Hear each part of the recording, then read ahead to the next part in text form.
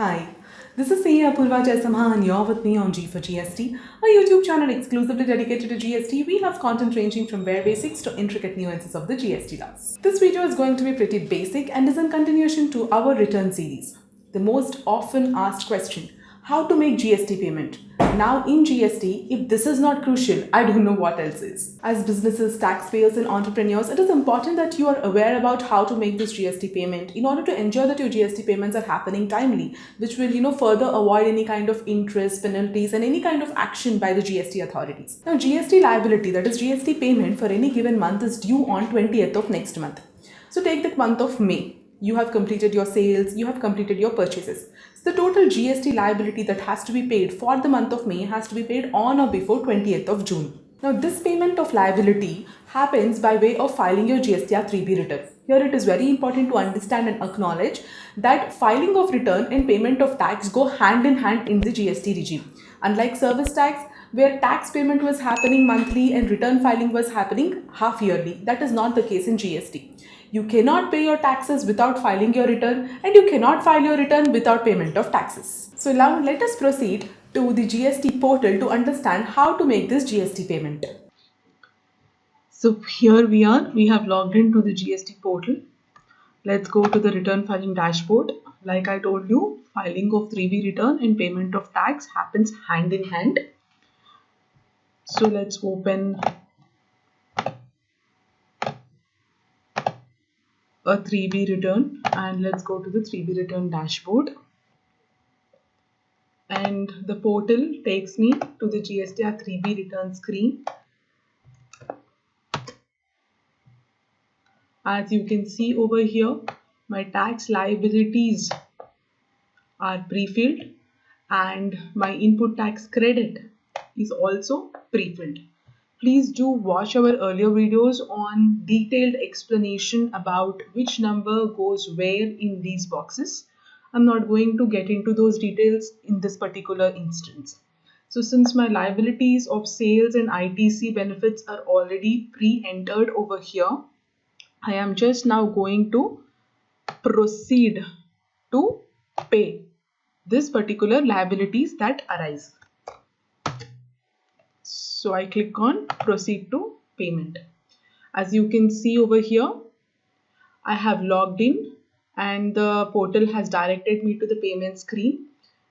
You can see over here the first thing that comes up is the cash ledger balance, which is nothing but the electronic cash ledger. Electronic cash ledger is the modus through which GST payment goes from you, the taxpayer, to the government.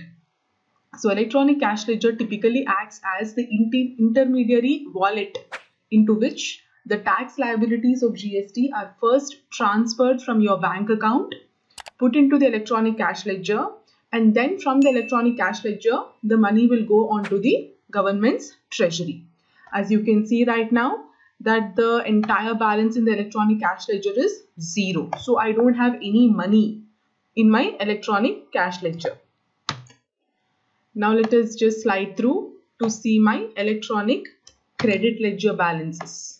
Here I have the electronic credit ledger, which is going to give me a summary of the total input tax credit available for me for utilization. So as I scroll down into this payment screen, you can see that the portal has given me a detailed analysis and summary of what is my liability. So if these are my headwise liabilities, the portal has itself decided which tax will be used against which liability, which tax credit will be used against which liability. So many a times people do get queries and doubts and get confused as to what head tax credit I have to use against which liability. There has been an amendment. How do I know that what I'm doing is right? So you don't really have to break your head about that. The portal is pre-coded. It will give you the most optimum utilization modality in line with the law as per your liabilities and credits reflecting by the portal only. So you don't have to rake your head about whether the credit modality that you're using is correct or not. So as you can see over here, after utilization of credit also, I am having a cash liability of rupees 300. So this is effectively the net GST liability that has to be paid. Now, in order to pay this, I'm going to use my electronic cash ledger. But as you can see earlier and right now also, there is absolutely no balance in my electronic cash ledger. The balance in the electronic cash ledger is 0. So there is no money in my electronic cash ledger effectively to pay this 300 rupees of tax. So what I have to do, the portal says that there has to be some additional cash required. Additional cash required is of 300 rupees, which is not there currently on the portal. So I have to go and create a challan for this particular amount, deposit the money into the electronic cash ledger, and then file my return. So this is effectively payment of tax followed by filing of return. So over here, I go and click the create challan option. Now when I go and click this create challan option, as you can see over here, the portal is preparing the challan for me and giving it to me. So most of the people also go wrong in making challan entries, which is also reduced to a larger extent since the portal is only telling me in which head I have to pay this money while creating the challan. The challan comes pre-prepared. Select your modes of payment. These are the different modes of payment that is available. So if your bank account is having net banking enabled, then you can select e-payment. If the numbers are huge, then you can go for NEFT or RTGS options. There is over-the-counter option also available, which is very remote and very rare, and not all bank branches entertain these kind of requests. So you have to deal with these on a case-to-case basis. Most common modes of payment is e-payment and sometimes NEFT and RTGS. So let's select e-payment to be the method of payment and generate the challan. So here we have the challan which is generated, and I will go and select net banking to be the method of payment. So here you have a list of banks that the portal is basically throwing you as to which bank you can make a payment of. So you select whichever bank that you want to make a payment of and click on make payment option. So over here you select how you want to make this particular payment. So you say and proceed to make this particular payment through the net banking mode or the NTGS, NEFT or RTGS methodology.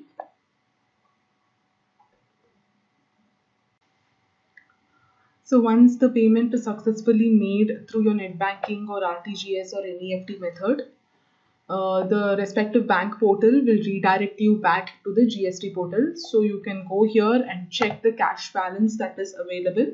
So you can see that there is a cash balance in the SGST head of rupees 300, which was my liability for which the challan has been generated. The money has come and it is currently sitting in the electronic cash ledger.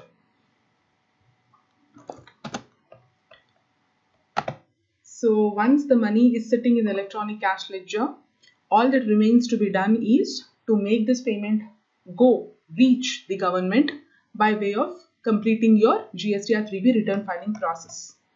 So we can once again go to the return dashboard. On the return dashboard, select the respective month for which you are trying to file the return. So go into the return filing of 3B. So like I told you before, directly head to proceed to payment button. So over here, now when you go and evaluate the payment screen, you can see that the additional cash required of 300 which was there, the liability is now available as utilizable balance in the electronic cash ledger. So the last time we visited this particular screen, utilizable cash balance was 0. Now we have 300 rupees which we have paid into the cash ledger. So the additional cash required is 0. Your return is good to go. So like I told you earlier, this does not equate and this is not equivalent to you having paid your taxes. You still have to offset this particular amount into the government's kitty. So for which purposes? Here you have the button make payment or post to the credit ledger. So this is what will make the money that you have deposited into the cash ledger reach the government. So I'm reiterating that merely because money has come into the cash ledger does not mean that you have paid taxes. You have to click this particular button and only then the money first goes to the government. And once this particular button is clicked, the balance in your electronic cash ledger becomes 0. And once it becomes 0 only, as you can see over here, proceed to file will get enabled. Right now, since I have not made this payment, it is not enabled. So once I say make payment and the money goes to the government's kitty, the balance in my electronic cash ledger, which is currently 300 rupees, will become 0. And only then this proceed to files button will be enabled. And you can proceed to file your GSTR 3B return, which will culminate this entire tax payment process. It will finish, give a holistic end to this tax payment process. So proceed to file your return by either EVC or using a DSC as the case may be, and that completes your tax payment activity. Many people falter here. They think that once the money is debited from their bank account, it is directly paid to the government. No, that is not the case. The money merely moves from your bank account into your own electronic cash ledger on the GST portal. So if you want it back, it is very easy to get it back by way of filing a refund application. So merely because the money has gone from your bank account is not equivalent to payment of tax. Like I said before, payment of tax happens only when you finish filing your return. So in conclusion, these are the steps involved in making GST payment. Firstly, prepare your GSTR 3B, finalize your sales and purchases data. Then head to the make payment screen. There, if there is additional cash that is required to be paid, create challan. Let the portal take you to your banking screen. So you can make this payment either through net banking, RTGS or NEFT, which we have already seen. So deposit the money from your bank account into your electronic cash ledger. Once the money reflects into your electronic cash ledger, offset the liability, which reduces your electronic cash ledger balance, which reduces your electronic credit ledger balance. So your return stands submitted. Proceed to file the return either through EVC or DSC as the case may be. This completes your GST payment as well as filing of your GSTR 3B return. We hope this video was quite insightful to help you understand how to make GST payment. Offer your support to us by liking this video and sharing it amongst your peers. To stay updated on GST and to know what everything is happening in GST, subscribe to my channel and hit the bell icon.